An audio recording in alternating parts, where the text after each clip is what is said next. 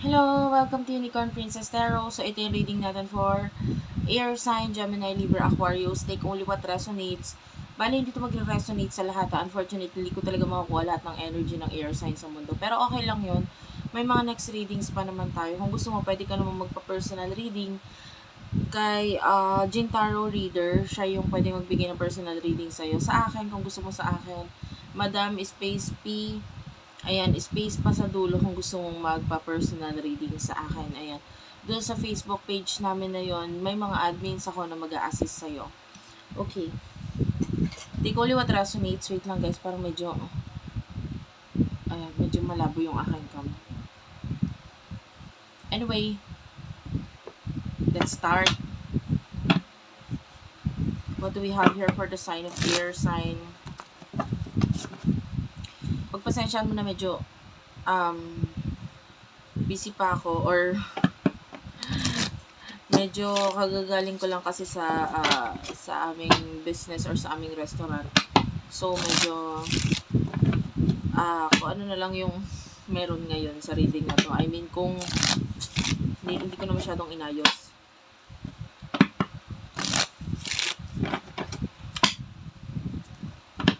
Yan. May kita man may hawak pa akong yapos-yapos dito kasi talagang kung ano yung komportable ako na gawing reading. So kung ayaw mo na ganitong klaseng reading, anyway, pwede ka na mag next video. Kasi para magawa ko yung reading, no. Kung ano yung komportable ako, yun yung gagawin ko. Coffee cup is here. Followed by the paradise. And the photograph.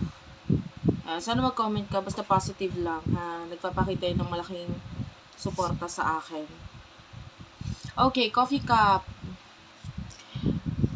Air sign. A lot of P ang nakikita natin dito. I don't know. Some of you pwede may P ka sa name mo or you're dealing with someone na may P sa name. This is love reading, by the way. Or may friendship sa inyo nitong taong to. But I feel like there's a lot of happiness na nakikita natin sa'yo with the coffee cup. Parang masaya kang kausap tong taong to. Parang siya yung iba sa inyo, siya yung pahinga mo eh. Yung tipong parang pagod ka na, pero pag nakausap mo tong taong to, pwedeng siya, pag nakita mo yung picture niya, photograph is here, masaya ka na doon, and I feel like you are in love with the passion dito sa person na to. Pwedeng marami kayong pagkakapareho. Isa pa ito sa nagiging dahilan. Pero some of you feel like parang kulang pa or hindi mo siya kayang tapatan or maybe mataas ang tingin mo dito sa taong to na parang feeling mo parang hindi kami match nitong taong to. Kasi parang ang ano niya ang galing niya. Parang ganun. Some of you medyo napapanghinaan ka ng loob sa kung anong meron dito sa taong to na parang sana medyo maging mas better pa ako para hindi ako nakakahiya para sa kanya. Alam mo yun? So, although siya yung nakakapagpasaya sa'yo, pero may times na parang bumababa yung tingin mo sa sarili mo dahil sa kung ano yung mga bagay na meron siya.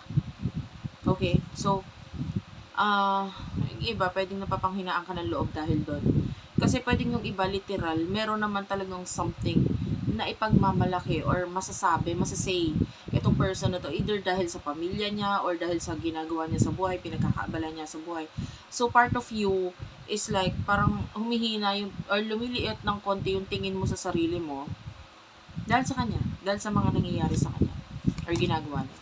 So, sino ba tong person na to? Yung iba, you could be dealing with someone na pwedeng iba yung kultura niya, iba yung kinalakihan niya, or yun nga, either siya ay nasa may kayang pamilya or kasi could be a foreign people, ay a foreign person, ayan, so pwedeng foreigner, ganun. So, yun yung nagiging dahilan kung bakit parang napapanghinaan ka ng loob sa kanya. So, main energy ng person na to, talking, a lot of conversation sa inyo, be light. Alam mo, sa totoo lang, with the dragonfly, itong person na to, wala siyang pakialam sa kung ano yung meron ka.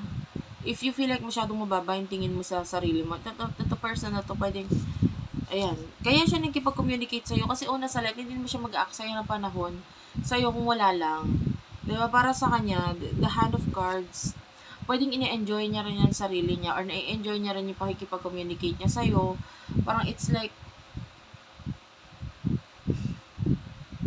as long na may give and take na nagaganap pagdating sa conversation, parang halimbawa ako may sasabihin ako, may share ako sa buhay ko, may may mga may mga may sasabihin ako sa iyo, and then masaya na sa akin na may message ka pabalik sa akin or nagre-reply ka. You know what I mean? Yung parang yung person na to hindi naman masyadong malaki yung hinihingi niya. Basta as long na nandyan ka sa kanya, no? Pag kailangan niya nakausap, etc. Nandyan ka, masaya na itong person na to. And I feel like itong person na ito is willing to take the risk.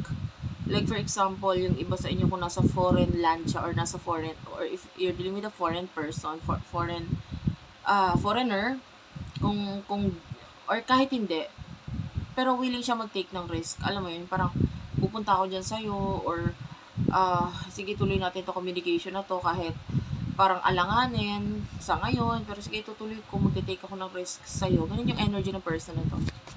Basta na-enjoy niya. Both of you are enjoying each other. Parang pareho ninyong na-enjoy ang bawat isa. Hindi lang naman ikaw ang nag-enjoy dito. Ano yung emotions ninyo ng person? Love is here. Passion. Yeah, you do love this person. Mahal mo siya. Ang sabi ko nga with the mirror, this could be a twin flame, soulmate energy. Pero ang dami niyang naibabalik sa iyo eh. Like for example, some of you pwedeng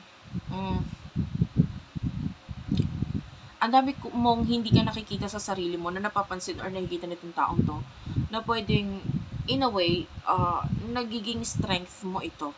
Like for example, may mga pinupuri siya sa'yo. Halimbawa, ay ang galing mo pala sa ganyan, ang galing mo palang kumanta, or ang galing mo palang any kind of talent. Tapos pag pinunan nitong taong ito, napapansin na ay oo nga, ang galing ko pala. Diba? Pwedeng in the past, hindi mo masyadong napapansin itong mga bagay na ito. Pero dahil napapansin ng person na ito, parang masasabi mo, ay oo nga, tama ka. Ang galing ko nga pala sa ganito. So in a way, yung iba sa inyo, natututunan mong i-enhance yun. Yung parang, oo nga, magaling ako sa ganito. Bakit hindi ko ilabas? Diba? So, yeah, you are somehow na natututunan mong mahalin yung sarili mo or makita yung mga strength mo na yan, ma-enjoy kung ano yung mga meron ka, galing mo, etc. sa buhay mo, natututunan mong i-appreciate kasi napapansin or napipinpoint itong taong to. Ayan. Ang maganda to kasi you are loving the person. Tapos, in return, natututunan mo ring mas mahalin lalo yung sarili mo dahil sa kanya. And it is creating money, it is creating abundance. Yung iba sa inyo, pwedeng, nasabihan ka na ang galing mo sa ganitong bagay, tapos ikaw ini-enhance mo. And then, pwedeng ikaw, in the future, pwedeng magbalik ng pera sa'yo dahil doon sa mga pagpuri na sinasabi niya sa'yo. Dahil kung hindi ka niya pinuri, hindi mo siya i-enhance. Alam mo yun? Could be a talent or something. Pwedeng mag-enhance, pwedeng magbalik ng pera sa'yo in the future. Ito. Yung iba nangyayari na nga, nagbabalik na ng pera sa'yo ngayon.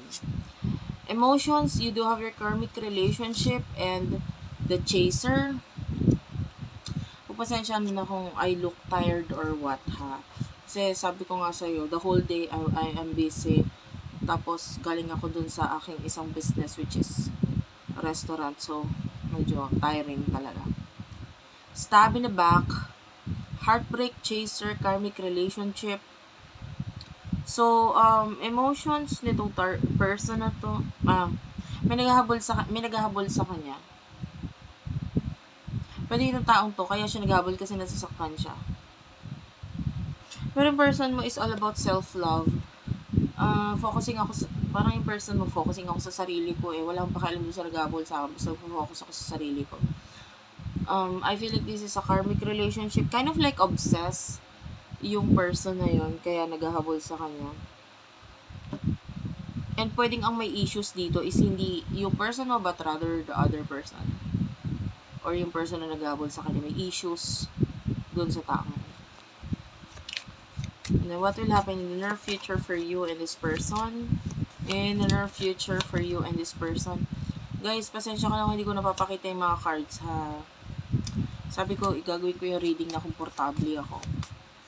And also, there are times, a lot of times, gagawin ko yung reading sa according sa kung paano sasabihin sa akin ng spirit guides na i-deliver ko yung message. For example, na at when I talk to them, sasabihin nila na you show the cards kasi may papakita kami dun sa cards. And then the message is nandun talaga sa cards. Pero kung ang message or mas sasabihin sa akin or mas mararamdaman ko, mas komportable ako sa ganito gagawin ko. Papakita ko yung mukha ko. Sa totoo lang ngayon, wala na ako talaga sa mood magpakita ng mukha kasi dapat mag-aayos na ako or magtatanggal na ako ng makeup and then I will rest na. Tapos cards na lang sana ipapakita ko. But then, no. My spirit guides are telling me no. Ayun o. Katabi ko na nga yung aking pangbura ng makeup dito eh. Okay, mask, cassette, heartbroken, and camera.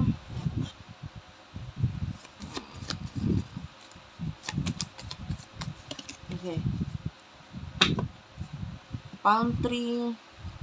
Not enough. Girl talk. Okay. Some of you need to rest. Like, kailangan mo massage. Or give time para sa sarili mo kasi masyado mong pinapressure ang sarili mo. So anyway, in the future, with a heartbroken mask, cassette, and camera, I don't know if you do have a lot of C in your name. R. S is also here. Sabi ko na ba yung S? C, R, S, P, D. Maybe that's your initials or may mga letter ka na ganun sa name mo or the person that you're dealing with. In the future, actually, there's this heartbroken energy kasi may pagsiselos na pwedeng maganap sa inyong dalawa. Like, I don't know kung sino itong masiselos. Either ikaw, magsiselos ka sa kanya. Hindi ko masabi ko sino. Pwede kasing siya din, magselos siya sa'yo. But there's pagsiselos. Pwede rin namang ikaw, magselos ka sa kanya. Because there's something here na pwedeng, and I feel like yung pagsiselos is pwedeng itago. Like, sige, mag-uusap tayo, tuloy natin pag-usap natin, pero deep inside, nagsiselos ako. Hindi gano'n. Pero tuloy-tuloy pa rin yung pag-uusap dito, pero nandun yung pagsiselos. Pero pwedeng hindi sabihin or aminin yung part na yun. Camera is here. I feel like maybe pagsiselos regarding the past or ex-wife, ex-husband kind of energy, or ex, and then pwedeng nandun yung point na nagsiselos pero hindi naman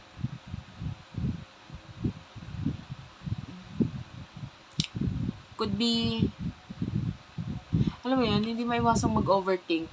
Like, pwedeng may mangyaring pagsiselos na hindi naman talaga nangyari.